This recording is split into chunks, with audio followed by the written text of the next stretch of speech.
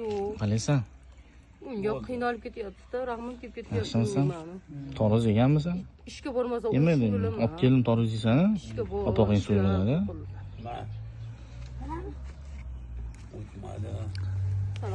Bugun shu oilaga berfarq bo'lmanglar, xudo xolasa. Ozgina himmatinglarni bersanglar, ham ozgina himmatinglarni qo'shsanglar, ayamasanglar, xudo xolasa, shu insonlarda ham yaxshi yashashlikka haqqi bor. Ya'ni boylarda, kambag'allarda haqqi bor. Biz joyini topganmiz. Bugun qiyomat yaqin. Xudo xolasa qiyomatga yaqin bunaqa insonlarni topolmaysiz. Ehson qilishga umuman odamlarni topolmaysiz. Miskinlarni ham topolmaysiz. Hozir imkon bor, hozir vaqtingiz bor. 5000 so'm bo'lsa ham, 10000 so'm bo'lsa ham, qanaqangi qo'lingizda imkoniyatingiz bo'lsa, yordam qiling hozir. Hozir vaqt. Ertaga bunaqa insonlarni topolmaymiz. Ya'ni ajr savob ishlatmaymiz. Bizga qiyomatda ketadigan narsamiz faqatgina ajr savoblarimiz xolos. Baki. Xushnudbey